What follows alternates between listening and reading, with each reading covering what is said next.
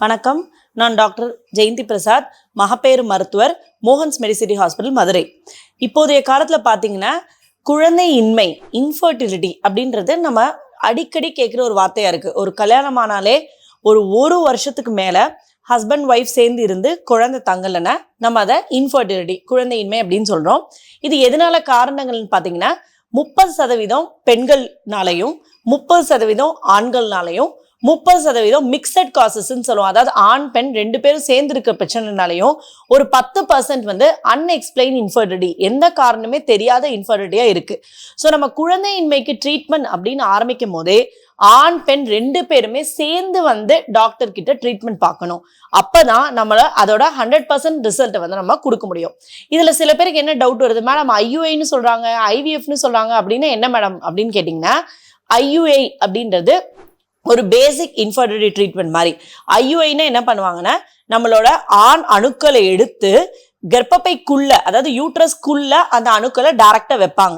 இது என்னென்ன இண்டிகேஷன்ஸ்க்கு பண்ணுவாங்க, யாருக்கெல்லாம் அந்த IUI பண்ணலாம்?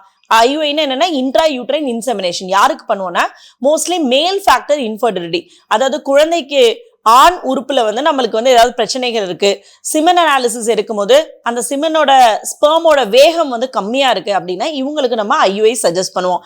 பிளஸ் முக்கியமா ஏதாவது வந்து ஒரு மேஜர் இஷ்யூனால ஹஸ்பண்ட் வந்து ஏஜோஸ்பெர்மிக்கா இருக்காங்க, அதாவது சிமென்ல வந்து சுத்தமாவே ஸ்பெர்ம்ஸ் இல்லை அப்படின்னா இப்ப ஹஸ்பண்ட் ஒய்ஃப் கன்சென்ட்டோட டோனர் IUI அப்படின்றத கூட பண்ணலாம்.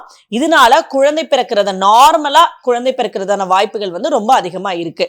IVF அப்படின்னா அதோட இண்டிகேஷன்ஸ் என்ன, யாருக்குலாம் IVF பண்ணுவாங்க மேடம் அப்படின்னு கேட்டீங்கன்னா, IVF வந்து டெஸ்ட் டியூப் பேபி அப்படின்றது. ஸோ இதுல வந்து ஆணோட அணுக்கள் ஸ்பெர்ம்ஸ் தனியா எடுத்துக்கும், விமன் வந்து ஓவம் தனியா எடுத்துக்கும், ரெண்டையும் வந்து லேப்ல வந்து மிக்ஸ் பண்ணி குழந்தை ஃபார்ம் ஆன பிறகு 3 செல் ஸ்டேஜ் இல்ல 5 செல் ஸ்டேஜ்னு சொல்லுவாங்க.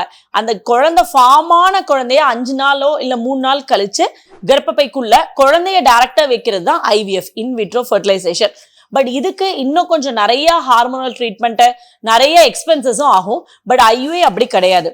ஸோ ரொம்ப நாளா நீங்க ஒரு ட்ரீட்மெண்ட் எடுத்துட்டு இருக்கீங்க, ஒரு நார்மல் கருத்தடை மாத்திரைகள், கருத்துடைய மாத்திரைகள் கொடுத்து நம்மளுக்கு கன்செப்ஷன் ஆகல அப்படின்னா நீங்க கண்டிப்பா ஒரு IUI போறதுனால தப்பில்லை. IVF ஆனாலும் யாருக்கு இண்டிகேட்டடோ கண்டிப்பா நீங்க IVF போக தயங்கக்கூடாது. இதனால ரொம்ப பெரிய சைடு எஃபெக்ட்ஸ் எதுவும் கிடையாது. பிகாஸ் ஒரு குழந்தை நீங்க ஒரு 35 வயசுக்குள்ள பிளான் பண்ணிட்டீங்கன்னா மட்டும்தான் குழந்தைக்கும் எதுவும் பிரச்சனை இல்லாம டெலிவரி பண்ண முடியும்.